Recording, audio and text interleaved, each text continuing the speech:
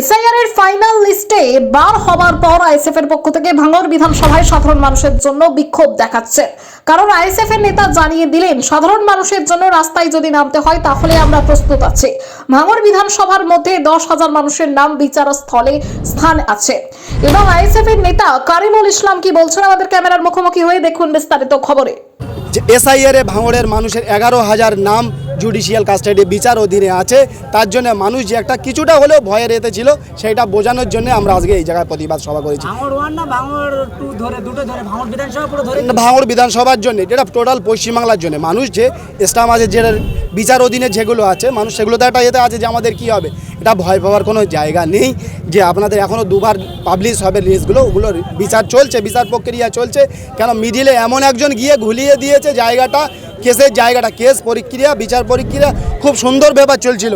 যখন দেখছে যে বিরোধী শাসক দল যে এটা তো সঠিকভাবে আমরা যে চালটা খেলেছিলাম, যে আমরা হুম্বুড়ি দেখাতে চেয়েছিলাম, সে তো মানুষ ভয় থেকে নওশাদ সিদ্দিকী ভাইজান সেটা তো ভয় মুক্ত করে দিয়েছে। সেই জন্য কোর্টের ভিতরে, হাইকোর্টে, সুপ্রিম কোর্টে এমন একটা খেল খেলেছে, আবার মানুষকে আতঙ্ক হওয়ার জন্য বাধ্য হয়েছিল। কিন্তু না, ওস্তাদের মাস শেষ রাত্রে হয়। নওশাদ সিদ্দিকী ভাইজান যেটা বলেছিল সেটাই হয়েছে, যে ভয় পাওয়ার কোনো জায়গা নেই। বাঘকে আমি বন্দি করে দেখিয়েছি, সত্যিকারে আজ বাঘকে বন্দি করে দিয়েছি, এটাই তার প্রমাণ। না, এমএলএ নওশাদ সিদ্দিকী ভাইজান যে কারণে আমাদেরকে এই গলি থেকে আমাদেরকে তুলে এই জায়গায় দাঁড় করেছে, সেই জন্যে হঠাৎ বলে কিছু আমাদের কাছে থাকে না। যখনই মানুষের বিপদ আপদে প্রয়োজন হবে, আইএসএফের ছেলেরা এরকম রাস্তার মাঝায় এসে মানুষের হকের লড়াই করার জন্য এরকম এসে দাঁড়াবে। ক্যানিং পূর্বে শওকত মোল্লা তিনি বলছেন যে আইএসএফরা ভুল বুঝাচ্ছে, ওনাদের কথায় কান দেবেন না। কি বলবেন তাহলে? মানুষকে আতঙ্ক ছড়িয়ে দিচ্ছেন আইএসএফরা। যদি শুনলাম এই সার্টিফিকেটটা রাজস্থানের হলেই হয় না, ওর বাংলা ভাষা ভালো করে বলতে পারে না, সে রাজস্থানের সার্টিফিকেট লে নওশাদ সিদ্দিকী শিক্ষাগত যোগ্যতার প্রমাণ নেবে। একটা প্রমাণ দেখাক যে নওশাদ সিদ্দিকী ভাইজান এবং তার ছেলেরা একটা ফর্ম ফিল আপ করেছে, একটা ভুল ফর্ম ফিল আপ করেছে। এটাই হলো নওশাদ সিদ্দিকী ভাইজানের ক্যারেক্টার আর তার প্রমাণ। ইতিমধ্যে খবর পাওয়া যাচ্ছে যে ক্যানিং পূর্বের বিধায়ক শওকত মোল্লা 2026-এ ভাঙড়ে তৃণমূল কংগ্রেস থেকে দাঁড়াচ্ছে। কতটা লড়াইয়ের ওরাম মোল্লায় একজনের প্রয়োজন আছে। যদি ওরাম মোল্লা 3 জনও এই ভাঙড়ের জমিনে দাঁড়ায়, তাও ভাঙড়ের মানুষ নওশাদ সিদ্দিকী ভাইজানকে জিতিয়ে দেখাবে।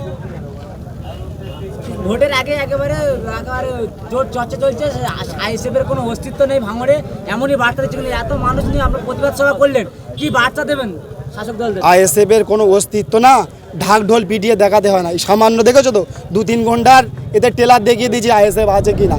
যদি মনে করি যে আমরা ভাঙড়ে যে কোনো জমিনে জায়গায় দাঁড়িয়ে এর থেকে বড় র্যালি করে দেখাবো, এরকম সেকেন্ড 1-2 ঘন্টার এতে লাইভে আমরা করে দিতে পারি।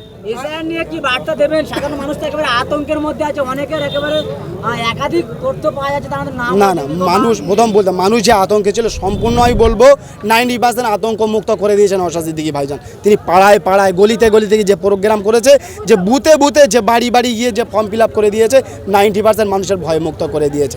এবার যে ভয়গুলো দেখাচ্ছে, ওই মূর্খদের কারণে ভয়, তারাই ভয় দেখাচ্ছে। শওকত মোল্লা আর একটা কথা বলেছে যে ভাঙড়ের এক নেতা কারিবুল, ওকে আমি মনে করলে রাস্তায় পুঁতে দেবো, কি বলবেন? দেখো, ওই যে মাজায় পড়ে একবার বলেছিল না যে আমাকে একবার বন্দি করেছে, আর একবার বন্দি করে দেখা, ওকে বলছি খাস খবর, বিশেষ বিশেষ সংবাদ একবারই হয়, বিশেষ বিশেষ সংবাদ একবারই হয়। 2026-এ কতটা প্রস্তুতি নিচ্ছেন ভাঙড়ে আপনারা? প্রস্তুতি আমরা কি, আমাদের যে সাধারণ মানুষ, ভাঙড়ের মা বোনেরা, সাধারণ জনগণ প্রস্তুতি নিয়ে রেখেছে ঠিক সময় খামচিহ্নর বোতামটা টেকার জন্য। এসআইআর জন্য কি বার্তা দেবে? লাস্ট বার্তা মানুষের, চিন্তা আতঙ্ক মুক্ত হয়েও না। টোটাল ভাঙড়ে 131 জনের নাম বাদ গিয়েছে, 11,000 বিচার অধীনে আছে। যে 131 জনও যে বাদ গিয়েছে, তার ভিতরে যদি একটাও বৈধ ভোটার হয়, আমাদের এমএলএ জবান কথা দিয়েছিল যে তার নিয়ে আমি সুপ্রিম কোর্টে গিয়ে দাঁড়াবো, তার জন্য আমাদের এমএলএ এবং আমরা নেতৃত্বরা তাদেরকে নিয়ে আমরা সুপ্রিম কোর্টে গিয়ে দাঁড়াবো। ভয় পাওয়ার কোনো জায়গা নেই। ভোটারদের নাম কাটা গেছে, ওনাদের পাশে কি আইএসএফ থাকবে? পাশে ছিল, আছে এবং থাকবে।